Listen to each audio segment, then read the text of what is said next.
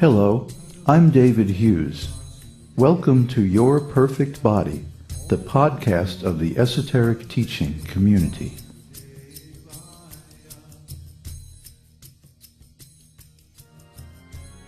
Today's selection is an essay entitled How to Understand Kṛṣṇa, Part 3.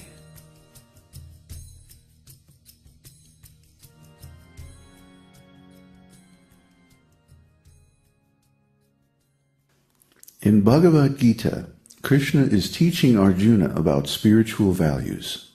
Why? When Arjuna saw all his enemies on the battlefield, he could not bring himself to fight against his cousins and other relatives, even his grandfather and guru. But this was a complete dereliction of his duty. Therefore Kṛṣṇa chastised him.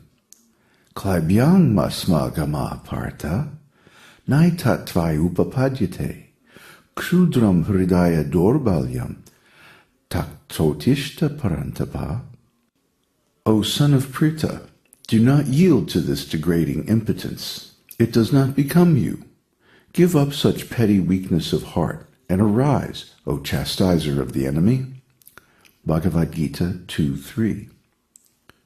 You cannot understand this esoteric teaching philosophy with material intelligence.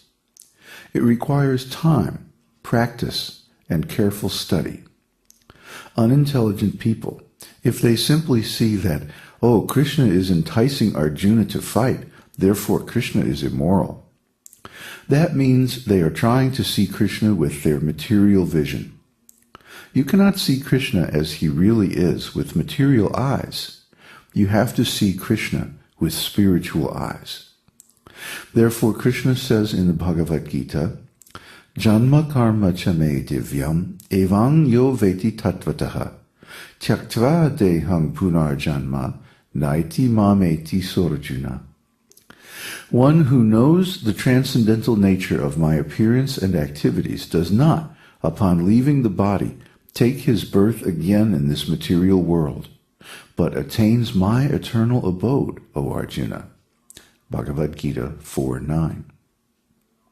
Divyam. Kṛṣṇa's activities are all transcendental, divyam. If anyone can simply understand these transcendental activities of Kṛṣṇa, then he immediately becomes liberated. Not just ordinary liberation, but for going back to home, back to Godhead. Taktvottistha punarjanma naitat mameti Arjuna. He does not, upon leaving the body, take his birth again in this material world, but attains my eternal abode. This is the greatest liberation.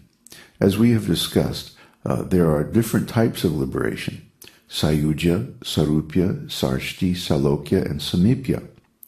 Of these 5 kinds of liberation, sayujya is the lowest. Sayujya means to merge into the existence of Brahman, the impersonal aspect of God. This Brahmalaya, merging into the impersonal Brahman, is a kind of liberation, but it means permanently extinguishing one's individuality. The Mayavadis, or the Jnani Sampradaya, want to merge into the Brahman existence, and that is called Sayujya Mukti. But for a devotee, this Sayujya Mukti is just like hell. Sri Prabodhananda Saraswati, a great devotee of Lord Chaitanya, has said, Kaivalyam narakataye. The happiness of becoming one with the Supreme Lord, which is aspired for by the Mayavadis, is considered hellish. That oneness is not for pure devotees. There are many pseudo-devotees who theorize that in the conditioned state we may worship the Supreme Personality of Godhead, but that ultimately there is no personality. They speculate that since the absolute truth is impersonal, one can imagine a personal form of the impersonal absolute truth for the time being. But as soon as one becomes liberated, the worship stops. That is the theory put forward by the Mayavadi philosophy. Actually, the impersonalists do not merge into the existence of the Supreme Person, but into his impersonal bodily luster, called the Brahmajyoti. Although the Brahmajyoti is qualitatively non-different from his personal body, that sort of oneness is not accepted by a pure devotee, because the devotees experience greater pleasure from devotional service than from the so-called pleasure of merging into his existence. That's spiritual suicide. The greatest pleasure is to serve the Lord. The two syllables Kṛṣṇa literally mean the greatest pleasure. Devotees are always thinking about how to serve him. They are always designing newer and more original ways and means to serve the Supreme Lord, even in the midst of the greatest obstacles of material existence. This is very glorious and beautiful. The impersonalists think that the description of the pastimes of the Lord are mythological stories, but actually they are not stories. They are historical facts. Pure devotees accept the narrations of the pastimes of the Lord not as stories, but as absolute truth. They derive the highest aesthetic and ontological states of pleasure, technically called rasa, from these transcendental narrations about the Lord. And this transcendental pleasure is eternal. Once attained, it just keeps increasing.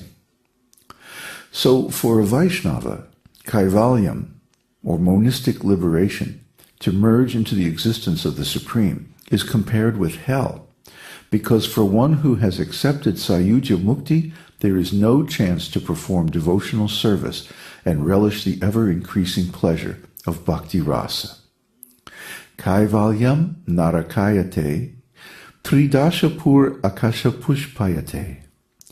For a pure devotee, kaivalya, merging into the existence of Brahman, the Brahman effulgence, Brahmajyoti, is no better than living in hell. Similarly, he considers promotion to the heavenly planets, Tridashapur, just another kind of phantasmagoria. Chaitanya Chandramrita 5.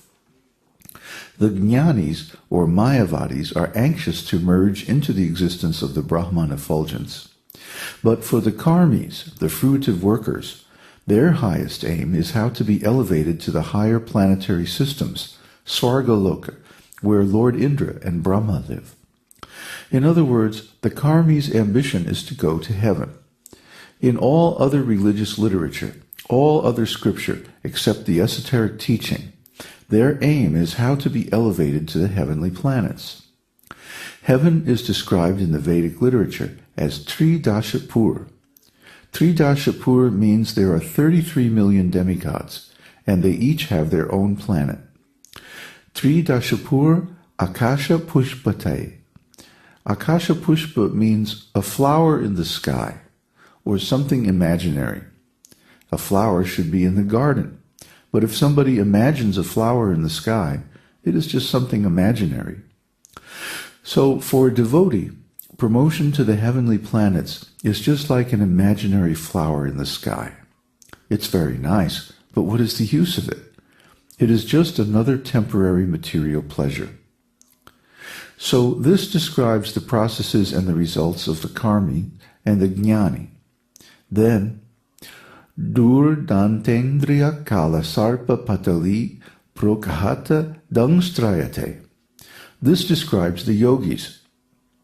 Yoga, real yoga, not the phony commercial variety available in the West. Real yoga means indriya samyama, controlling the senses. That is the authentic yogic practice. Our material bodily senses are very strong. Just like we Vaishnavas first of all try to control the tongue, so the yogis try to control the senses, not only the tongue, but all the senses, by some mystic process. Why are they trying to control the senses? Because the senses are just like poisonous serpents. Wherever such snakes live and whatever they touch becomes contaminated with their poison. Just like our material sex impulse. As soon as there is illicit sex, then there are so many difficulties. Of course, nowadays it has become all too easy to engage in illicit sexual affairs. Therefore, everyone's lives have become chaotic and strident. As soon as one is touched by the poisonous serpent of sensual desire, then so many karmic difficulties and complications are there, preventing any self-realization. Therefore, Vedic civilization is very strict about illicit sex, because the whole aim is how to go back to home, back to Godhead. Not sense gratification, eat,